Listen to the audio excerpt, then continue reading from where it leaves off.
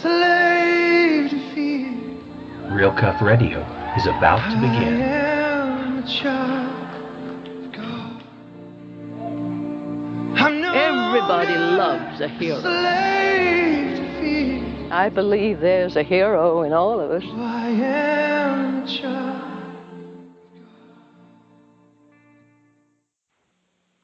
Welcome to Real Cuff Radio.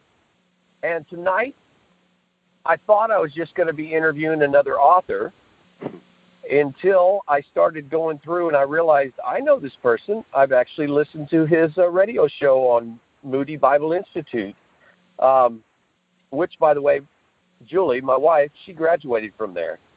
But his show I've listened to, and then my other favorite one was Kirk Golf Live, which is no longer on there. Or, well, they're playing the reruns right now, but basically he moved down to Florida. So you've got a lot more stuff than just writing books. I mean, you do radio shows. It looks like, were you the announcer for Adrian Rogers? That's right. Yeah, I have 9 kids, so I have to stay busy. Yeah, that was another thing I was going to mention. 9 kids. You're way ahead of us. By, let's see, we're up to 4. So I have Chris Fabry on the line, and so your show is Chris Fabry, the Chris Fabry Show on Moody Bible Institute. Right. Yeah, Chris Fabry Live, and we try to do it live. Every now and then we don't make it, but it's great to be with you, Todd and Julie. Thanks for having me. Well, so today we're here to talk about a book called Overcomers, which the movie comes out tomorrow with the HendrixBrothers, and we're all excited about that because so far everything we've seen with the HendrixBrothers we have really enjoyed. Would you tell us a little about the novelization part of this, because that's the first time I've really heard of that? Yeah.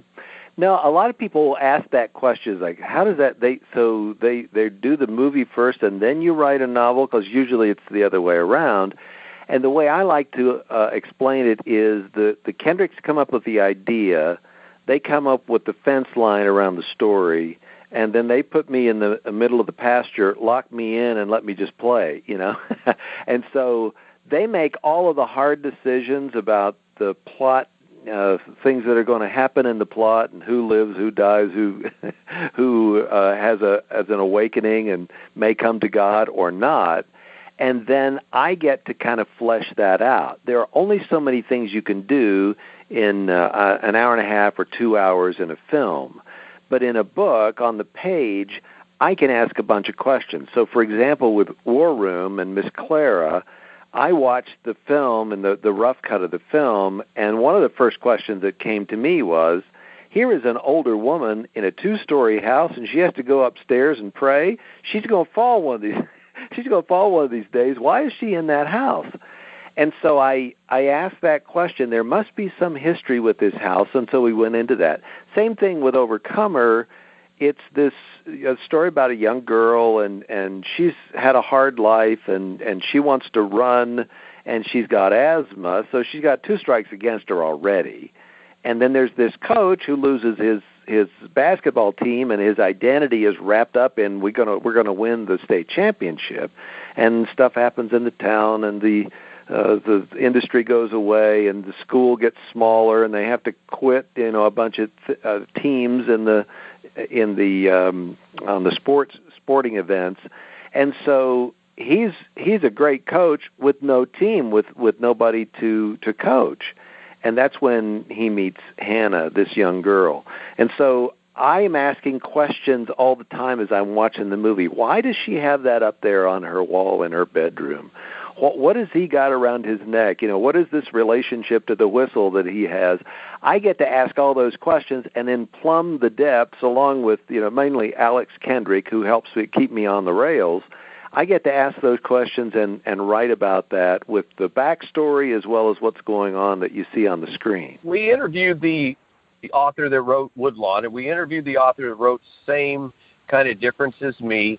And, so you always got these people who say, well, the book was so much better than the movie. So I'm kind of waiting to see when we see the movie to say, okay, which one did you think was better? But obviously, if you're inserting a bunch more stuff, it will probably still come across saying, well, I like the book better. you know?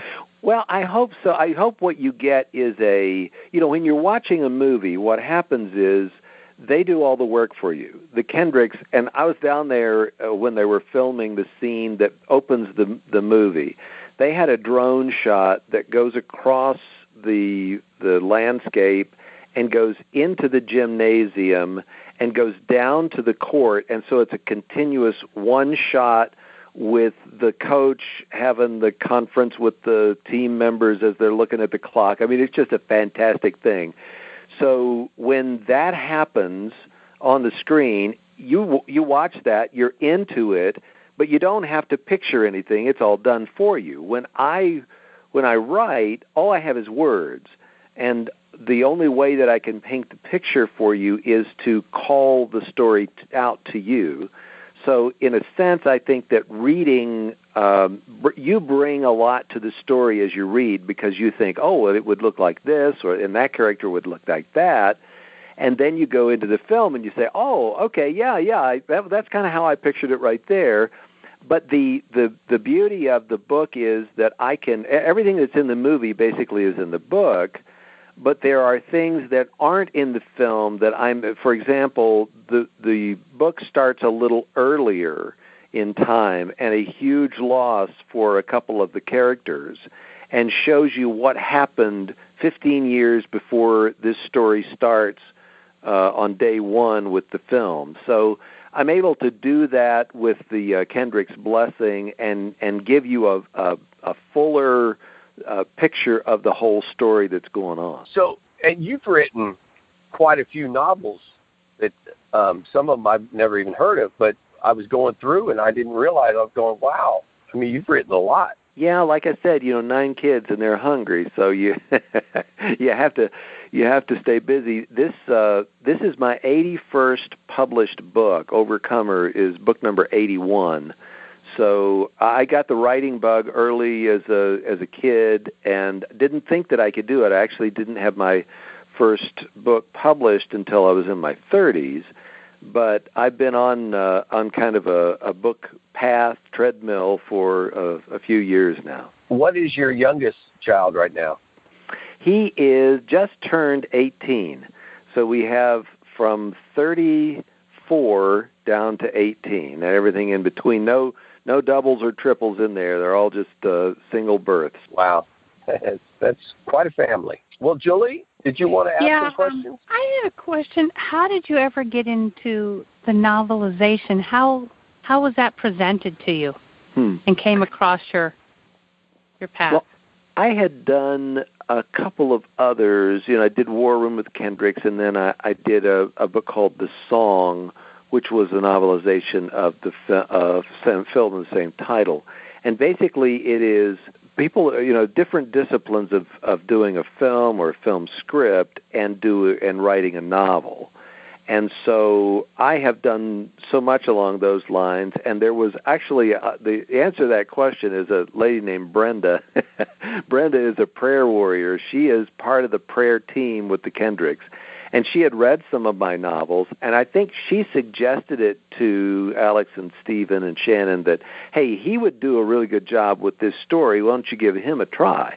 So I think that was why I was tapped to do this or asked to do this at the start. But it is, writing a film script is a wildly different thing than writing a novel. It takes a different discipline. Some can do both. I'm not good enough to do that. I stick with the written word and to put it down to be able to tell that story.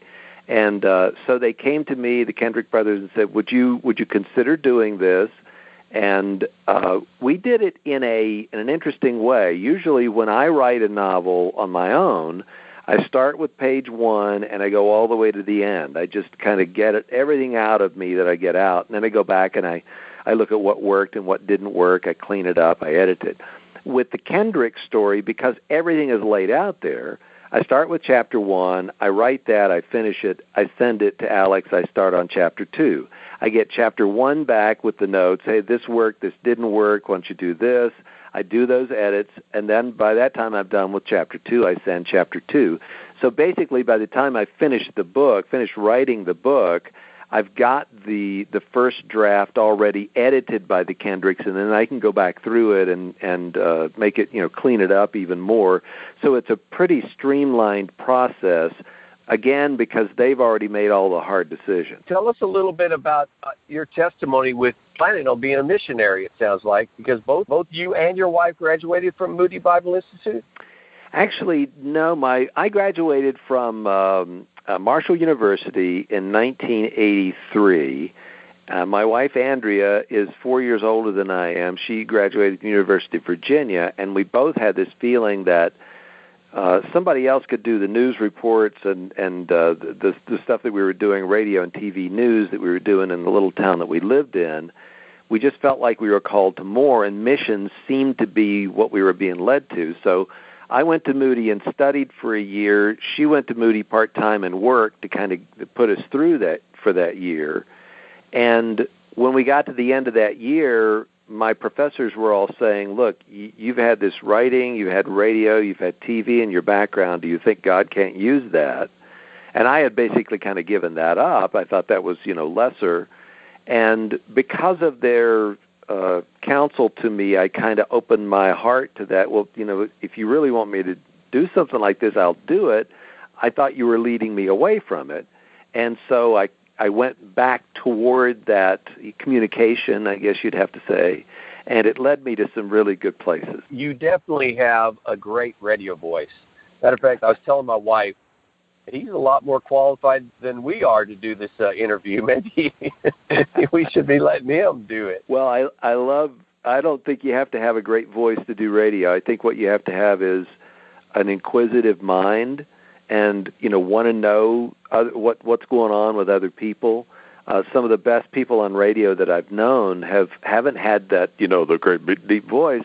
It's just they have a heart for other people, and I think that comes through on the radio when you're listening to somebody who has empathy and compassion and wants, is excited about life and has questions of other people. I think that's what most people are looking for. And if you happen to have a good voice, that's great. I mentioned Kurt Golf Live in the mornings.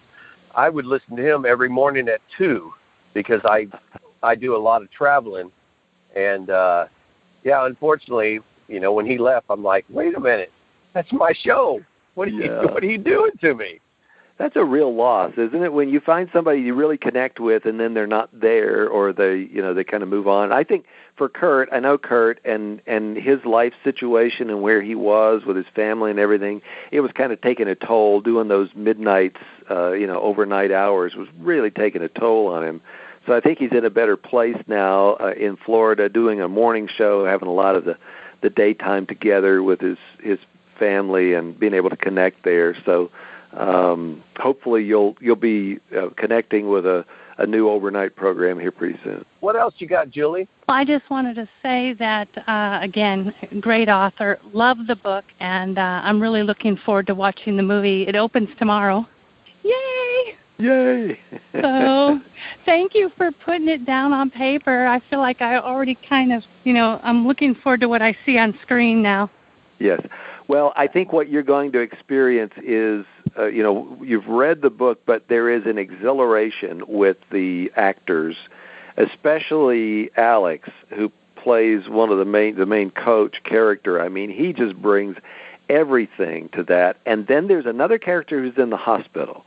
And I won't say anything more, but this character in the hospital gives us such an amazing performance. I couldn't even come close to touching what this actor does with the material. So I hope you really, really enjoy it. And I hope you walk out of the theater after seeing it or reading the book asking the same questions that all of the characters ask, and that is, who am I really? And what do I base my identity on? Am I going to believe what God says about me and act on that? Or am I going to compare myself with others and feel good one day, bad the next? There really is something about that identity concept that runs throughout the whole film that we really hope will challenge believers as well as those who aren't Christians to consider who is God and what is my relationship to Him. The book is released when? The book is out now. and available, and so you can, wherever your books are sold, if there's not a bookstore in your area, it's online. Okay, fantastic. So the book's already out. Movie comes out tomorrow. We're really looking forward to it. My wife's already said we're going to go see it tomorrow. I said, okay. As soon as I get back, I guess we'll start looking where we can go. Fantastic. Well, thank you Chris, so very much. Like she said, thank you so much, so very much. I mean, I don't want to hold you up, but I do want to thank you for coming on. And like we said, we look forward to people reading the book and look forward to seeing the movie.